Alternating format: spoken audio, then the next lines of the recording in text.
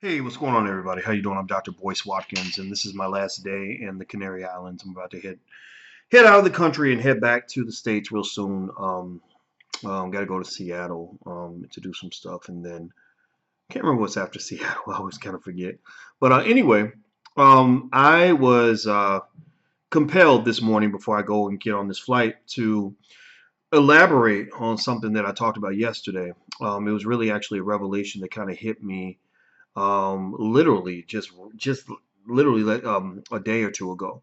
And as you know, I've been a finance professor for a long time. I started teaching finance at the college level when I was 22 years old, and as you can see, I'm not 22 anymore. I've taught at a lot of universities. My PhD's in finance, and the thing about getting a PhD in a field is that you analyze some things like just literally to infinity. You look at it sideways, up and down, from the top, from the bottom, inside, outside, twist it, break it down into little pieces, build it back up, change the shape, all of that. And that's kind of what we had to do when it came to understanding wealth and money and finance. And that's why I end up seeing things differently from some people, not because I'm better. I don't pretend to be better than anybody, but that's kind of how your brain is going to shape itself if you've been forced to obsess over something for that long. And the thing is, I guess I'll be 46 next month, so been about maybe almost 15 years since I got my PhD. So when I got my PhD, I was pretty smart. I knew the stuff pretty well, but I've actually learned probably three times more, or at least twice as much since I got my PhD than I knew before I got the PhD. So I say all that to say that you're talking to an absolute bona fide weirdo when it comes to how I see money, how I see wealth. A lot of the things I say are gonna sound just crazy. They're gonna sound like they came from another planet. They're gonna sound very different from what you're hearing in other places. And honestly, I think that's just because I've just studied it so much. When someone says something and I don't agree, I'll say, "Yeah, I remember when I used to think that way when I was about 25, and then I saw this and this and this and this and this, and that gave me a different point of view."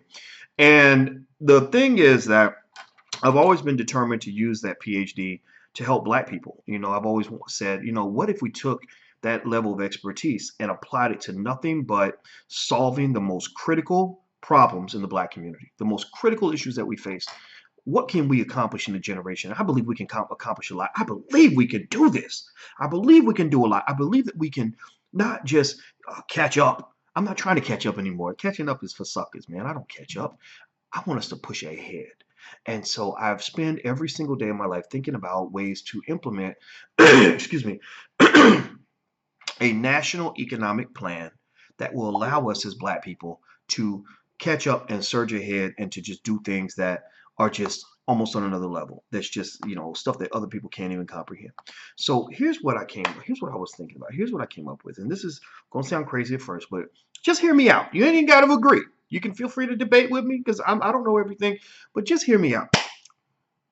A lot of people talk about this thing called the wealth gap. And what they're talking about is, excuse me, white people are here, Black people are here, and I think there was a news report that said it's going to take 228 years to close that gap. And I've even talked about the wealth gap a lot. I've talked about it for many years, and it just kind of hit me recently that maybe we're thinking about this gap in the wrong way. The first thing is that whole idea that excuse me, in 228 years the gap would close. That idea is incredibly flawed because that's almost like saying that if you're behind in a race, that if enough time passes, eventually you're going to catch up. Well, that's making a lot of assumptions. That's assuming that you're running faster than your opponent, which ain't really true when it comes to Black people and white people. That's also assuming that you're running in the right direction. You got a whole lot of Black people that are not just running in the wrong direction. They're either sitting still or running backward. So if you're in a race and you're 100 yards behind and you're running backward, you're not going to close the gap. The gap will widen. So for some parts of our community, if this race gap means anything to you, for some parts of our community, the gap is not going to close. The gap is going to widen because I see a whole lot of really disturbing, incredibly problematic decisions and behavior when it comes to wealth and money. That's the first thing I'll say. But here's the other part that really got me. I said, wait a minute.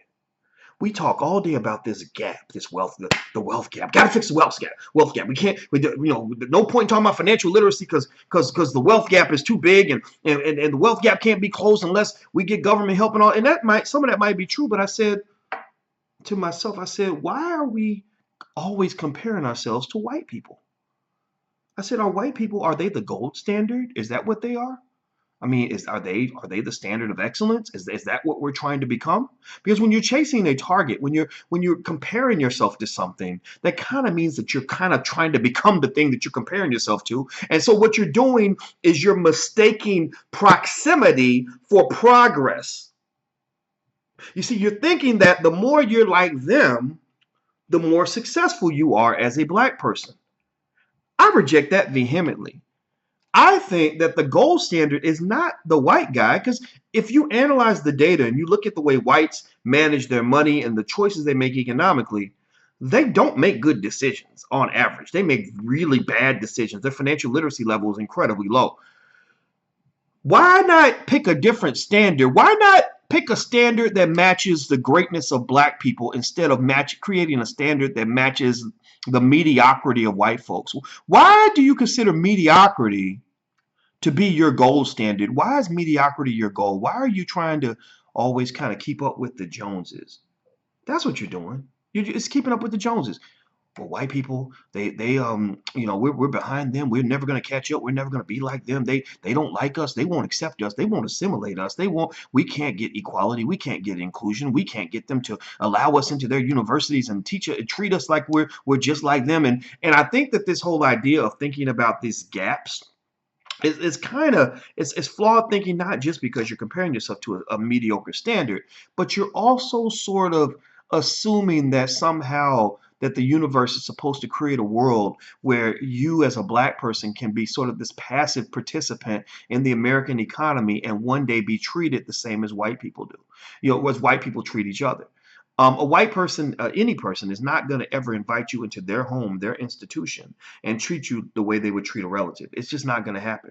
So in a lot of ways, this whole idea of thinking in terms of gaps and deficits, it creates deficit thinking. It creates woe is me thinking. It creates thinking in which you believe that you're small because you're not as big as the person that you're comparing yourself to.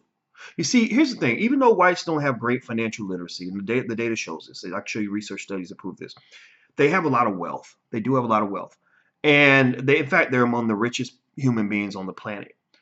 And so for black people, we're kind of like the really rich kid who's the poorest kid in the wealthiest neighborhood.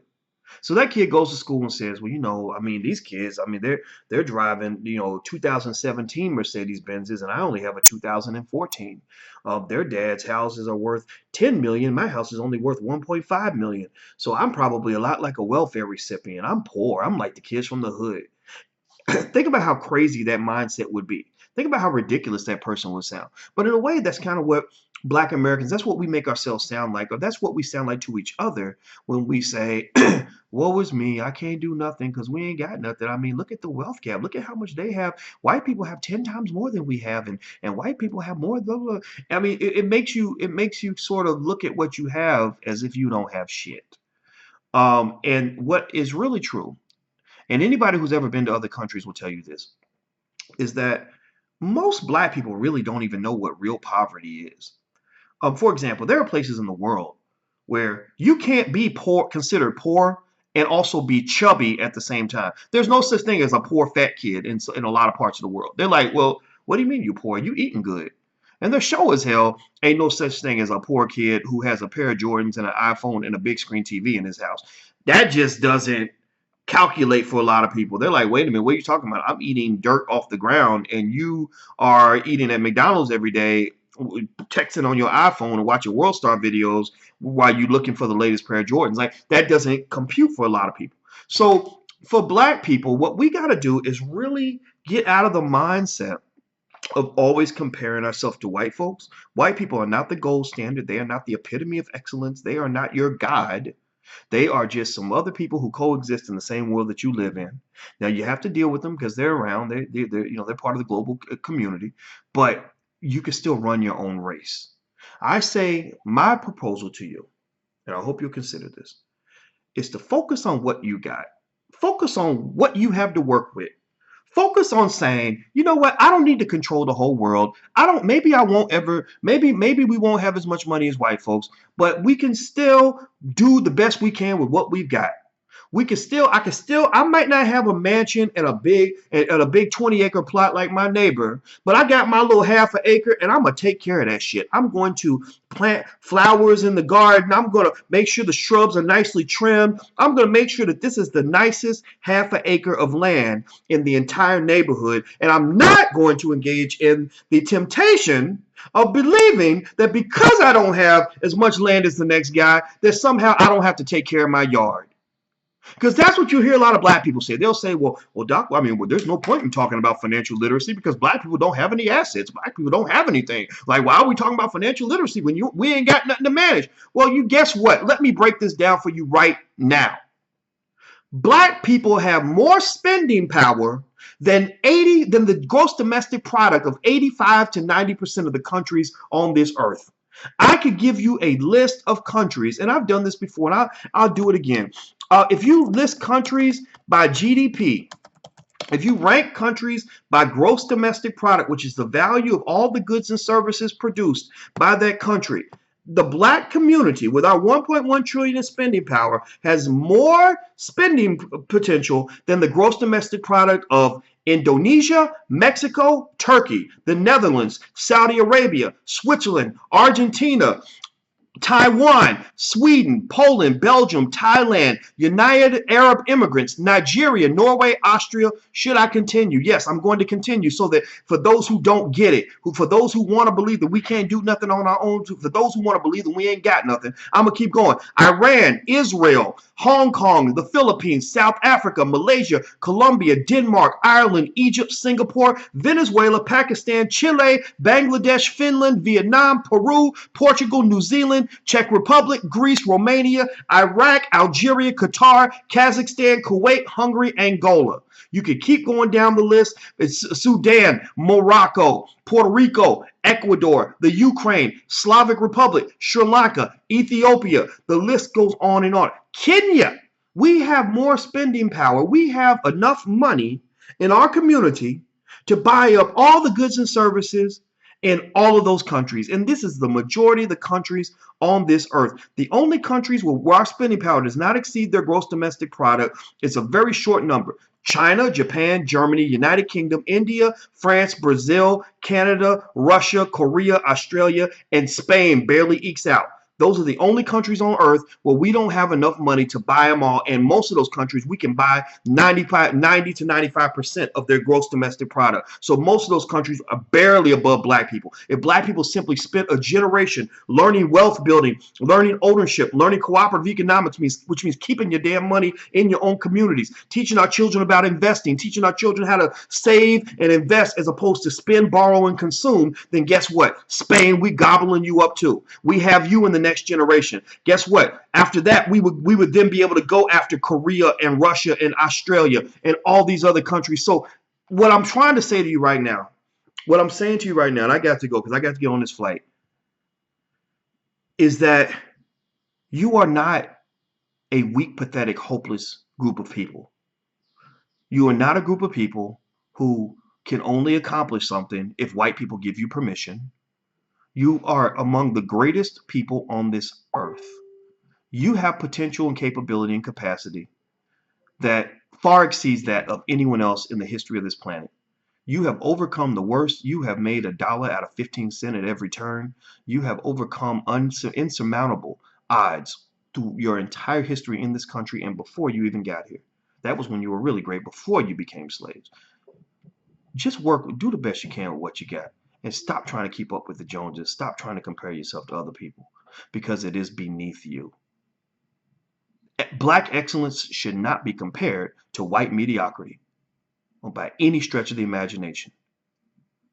Well, that's all I got to say, black people. I'm about to get out of here. I'm about to go get on this flight. But just think about what I said. You ain't got to agree, but at least let's start a conversation. I believe that the whole racial wealth gap conversation is a figment of our imagination. It's an arbitrary standard, and it's one that's beneath who we are as a people. And I think that we have to make black excellence top priority. and take pride in who we are. Black exceptionalism is the rule of the day, not inclusion, not diversity, not these watered down, weak little passive terms that they train you to internalize so that you can't see how great you truly are, even when white people are not in the goddamn room. Excuse my French, I didn't mean to cuss, but I got to go.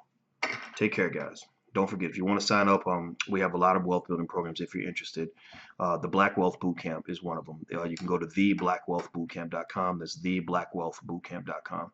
I'm out of here, guys. Have a great day, and I'll talk to you soon. Peace.